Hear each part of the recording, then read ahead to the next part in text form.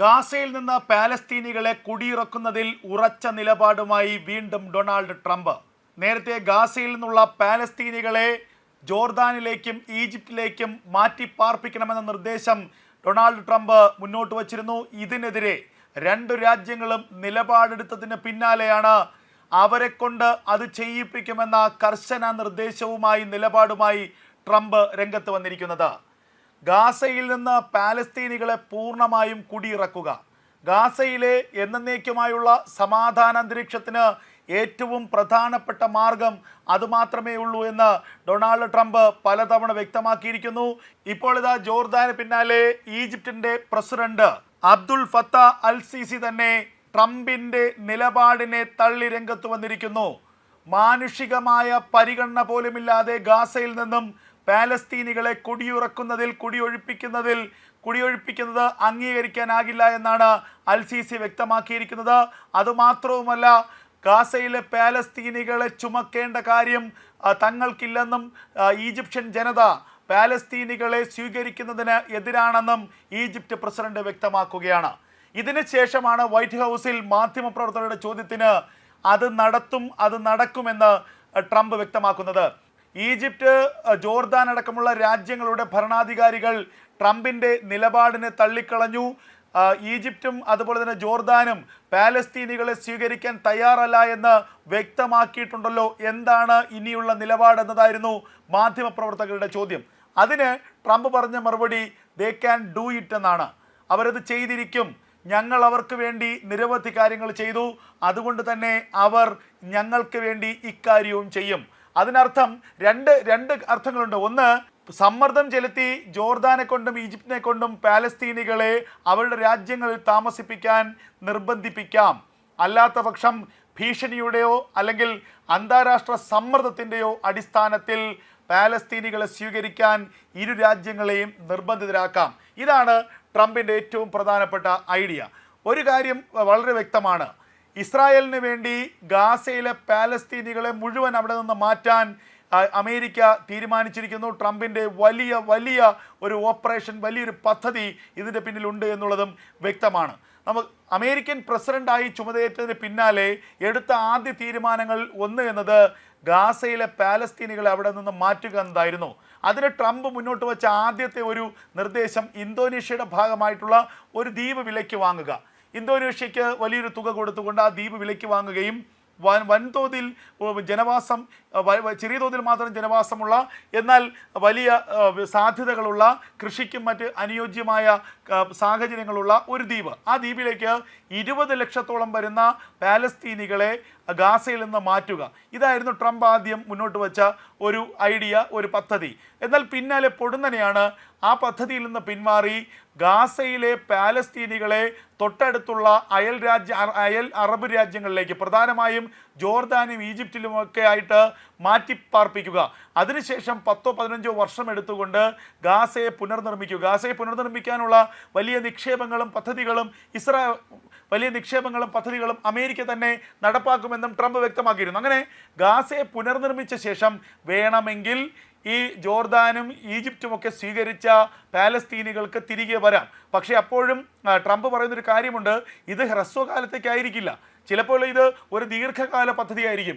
അതിനർത്ഥം എന്നുള്ളത് ഗാസയിൽ നിന്നും പാലസ്തീനികളെ പൂർണ്ണമായും കുടിയിറക്കുക, അവരെ ജോർദാനിലേക്കും ഈജിപ്തിലേക്കും മറ്റ് അറബ് രാജ്യങ്ങളിലേക്കും മാറ്റിപ്പാർപ്പിക്കുക, പിന്നീട് ഒരിക്കലും ഈ പാലസ്തീനികളെ തിരികെ ഗാസയിൽ വരാൻ അനുവദിക്കരുത്. ഇതാണ് അമേരിക്കയും ഇസ്രായേലും ചേർന്ന് തയ്യാറാക്കുന്ന പദ്ധതി. ഈ പദ്ധതിക്ക് പിന്നിൽ ഇസ്രായേലിൻ്റെ ബുദ്ധി തന്നെയാണ്. അത് നടപ്പാക്കുക എന്നത് മാത്രമാണ് ഇപ്പോൾ ട്രംപ് ചെയ്യുന്നത്. ഇപ്പോഴും തൻ്റെ ആ പദ്ധതിയിൽ ഉറച്ചു നിൽക്കുന്നുവെന്നും ഈ രാജ്യങ്ങളെ കൊണ്ട് പാലസ്തീനികളെ സ്വീകരിപ്പിക്കുമെന്നും ട്രംപ് പറയുമ്പോൾ ട്രംപിന് പിന്നിൽ, അല്ലെങ്കിൽ ട്രംപിൻ്റെ ഐഡിയയ്ക്ക് പിന്നിൽ വലിയ ശക്തമായ ലക്ഷ്യങ്ങളുണ്ട്, അല്ലെങ്കിൽ ബൃഹത്തായ പദ്ധതികളുണ്ട് എന്ന് നമുക്ക് ഉറപ്പിക്കാം. കാരണം ജോർദാനും ഈജിപ്തും അടക്കമുള്ള രാജ്യങ്ങൾ വലിയ അമേരിക്കയുമായി സൗഹൃദം സൂക്ഷിക്കുന്ന രാജ്യങ്ങളാണ്, വ്യാപാര പങ്കാളികളാണ്. വൻതോതിൽ സാമ്പത്തിക സഹായങ്ങൾ അമേരിക്ക ചെയ്തിട്ടുള്ള രാജ്യങ്ങളൊക്കെയാണ് ഈ രണ്ട് രാജ്യങ്ങളും. അതുകൊണ്ട് തന്നെയാണ്, അതൊക്കെ മുന്നിൽ കണ്ടുകൊണ്ട് തന്നെയാണ് ട്രംപ് ഒരു കാര്യം പറയുന്നത്, ഞങ്ങൾ അവർക്ക് വേണ്ടി നിരവധി കാര്യങ്ങൾ ചെയ്തു കൊടുത്തിട്ടുണ്ട്, അതുകൊണ്ട് ഞങ്ങൾ പറയുന്നൊരു നിസ്സാരമായ കാര്യം എന്തുകൊണ്ടാണ് ഈജിപ്തിനും ജോർദാനും അനുസരിക്കാൻ കഴിയാത്തത്? ഇവിടെ ഗാസയിലെ പാലസ്തീനികളെ കുറിച്ച് കണ്ണീർ വാർക്കുന്ന നിരവധി രാജ്യങ്ങളുണ്ട്. അതിലൊരു പ്രധാനപ്പെട്ട രാജ്യമാണ് ഈജിപ്റ്റ്. ആ രാജ്യം എന്തുകൊണ്ടാണ് ആ കണ്ണീർ വാർക്കുന്ന പാലസ്തീനികൾ കുറേ പേര് സ്വീകരിക്കാത്തത്? ഈജിപ്റ്റ് എന്ന രാജ്യം തീരെ ചെറിയ രാജ്യമല്ല, ഒരു വലിയ രാജ്യമാണ്. ആ രാജ്യത്ത് കുറേയേറെ പ്രദേശത്ത് 1, 2, 5 ലക്ഷം പാലസ്തീനികളെ സ്വീകരിച്ച് അവർക്ക് അഭയം കൊടുത്താൽ എന്താണ് പ്രശ്നം? ട്രംപിൻ്റെ ചോദ്യം അതാണ്. ഏറ്റവും ഒടുവിൽ പുറത്തു വന്ന കാര്യങ്ങൾ ശരിയാണെങ്കിൽ ഹമാസിനെ പല ഘട്ടങ്ങളിൽ സഹായിച്ച ഈജിപ്റ്റാണ്. ബന്ദികളെ ഒളിപ്പിക്കാൻ ഹമാസിൻ്റെ ഭീകരവാദികൾക്ക് ഇസ്രായേൽ സൈന്യത്തിന് മുന്നിൽ നിന്ന് രക്ഷപ്പെടാനൊക്കെ ഒരു ഒളിയിടം ഒരുക്കിയതിന് പിന്നിൽ ഈജിപ്തിൻ്റെ പങ്ക് കൃത്യമായി പുറത്തു വന്നിട്ടുണ്ട്. അധികം വൈകാതെ, പ്രത്യേകിച്ച് ബന്ദിമോചനം സാധ്യമായ ഉടൻ തന്നെ ഈജിപ്തിൻ്റെ നേരെ ഒരു ആക്രമണം പോലും ഉണ്ടാകുമോ എന്നുള്ള ഭയം ലോകത്തിനുണ്ട്.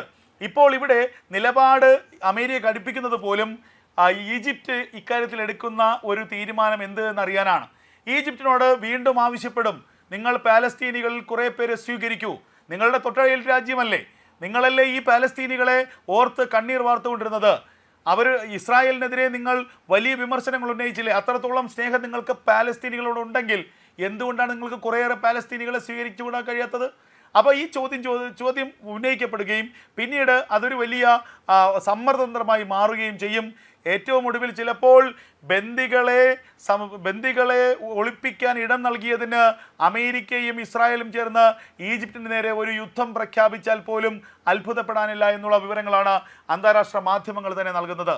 ജോർദാൻ ആകട്ടെ, ജോർദാന് മേലും വലിയ സമ്മർദ്ദം അമേരിക്ക ചെലുത്തുന്നുണ്ട്. ജോർദാനും ആദ്യഘട്ടത്തിൽ പാലസ്തീനികളെ സ്വീകരിക്കാൻ കഴിയില്ല എന്ന നിലപാട് തന്നെയാണ് വ്യക്തമാക്കിയത്. കൂടുതൽ അറബ് രാജ്യങ്ങളുമായി ചർച്ച നടത്താനുള്ള നീക്കത്തിലാണ് അമേരിക്കൻ പ്രസിഡന്റ് പ്രതിനിധികൾ. എന്തായാലും ഗാസയിൽ ഇനി ഒരൊറ്റ പാലസ്തീനികൾ ഉണ്ടാകില്ല എന്ന് ഉറപ്പിച്ചു പറയുകയാണ് ട്രംപ്. ഗാസയിലെ പാലസ്തീനികളെ മുഴുവൻ കൂടും കുടുക്കയും എടുത്ത് അവിടെ നിന്ന് നാട്ടിപ്പുറത്താക്കും. ഗാസയിലെ പാലസ്തീനികളെ ഗാസയിൽ നിന്ന് പൂർണ്ണമായി മാറ്റി മറ്റേതെങ്കിലും രാജ്യത്ത് കൊണ്ടിടും.